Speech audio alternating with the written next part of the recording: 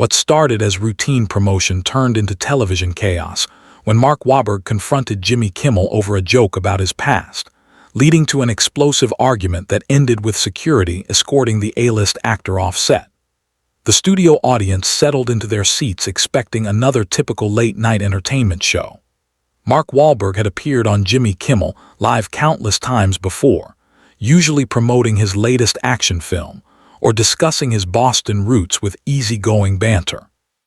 Tonight felt different from the moment Wahlberg walked onto the stage. Kimmel opened with his usual monologue, but something in his demeanor seemed more aggressive than usual.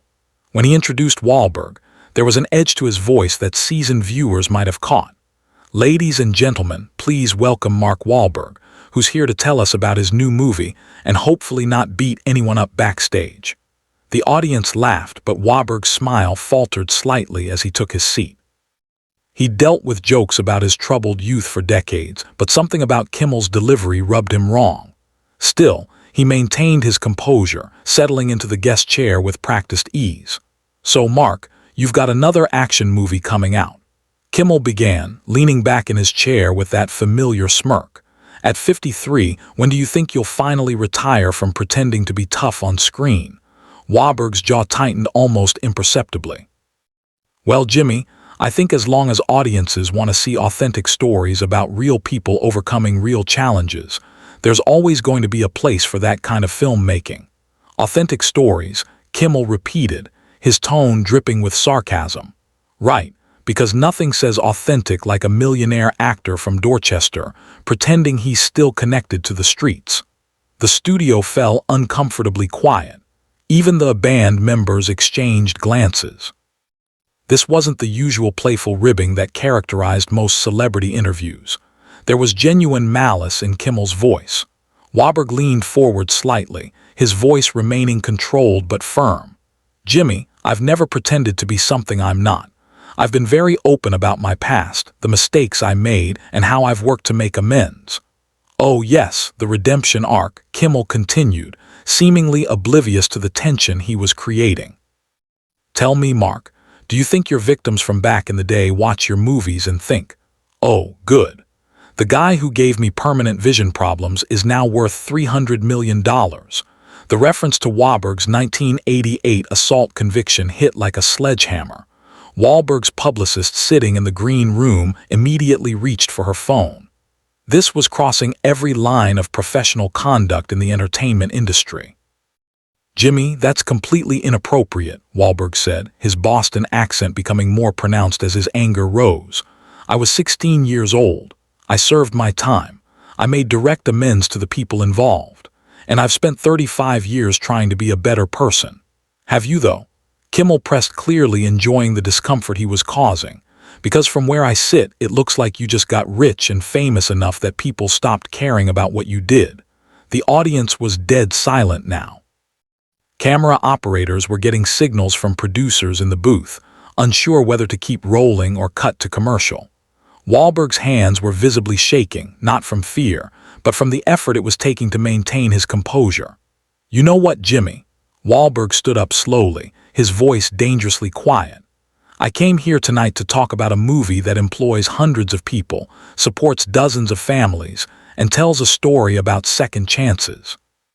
But instead, you want to drag up the worst moment of my life for cheap laughs."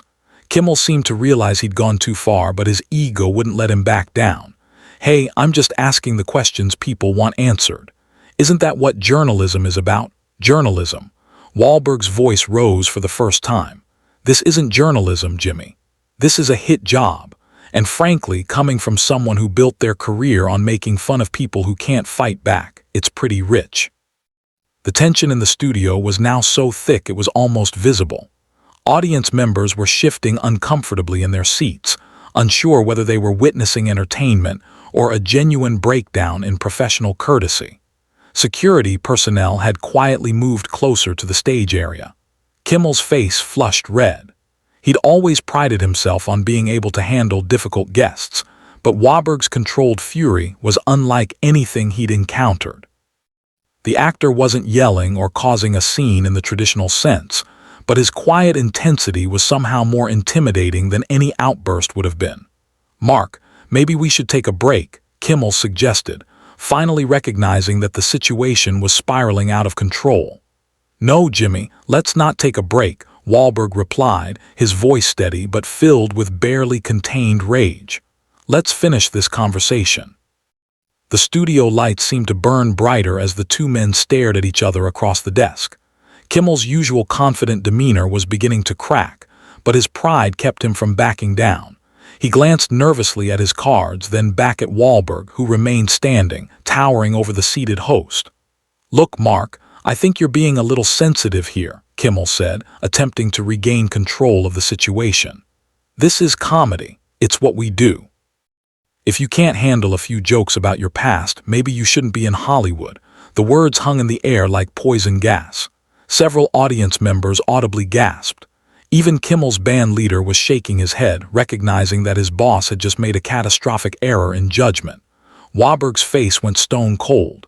Sensitive, Jimmy. Let me tell you something about sensitivity. I was a 16-year-old kid from a broken home, addicted to cocaine, angry at the world. I hurt people. And that's something I have to live with every single day. But you know what? I don't have to live with some privileged comedian from Brooklyn lecturing me about my past while he sits behind a desk worth more than most people's houses. The personal attack on Kimmel's background hit its mark. The host's face re-ended further and his voice took on a defensive edge. Privileged. I worked my way up from nothing, just like you claim you did. Claim. Wahlberg stepped closer to the desk, his voice rising. I didn't claim anything, Jimmy. I lived it. While you were making prank calls for radio stations, I was trying not to get shot walking to school.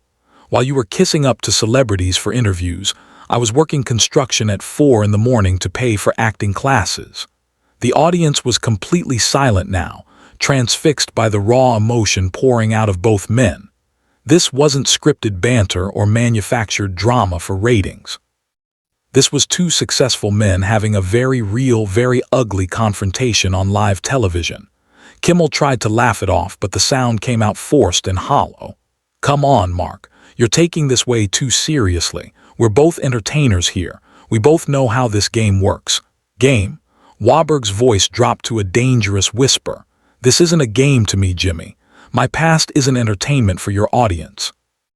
The people I hurt weren't punchlines for your monologue.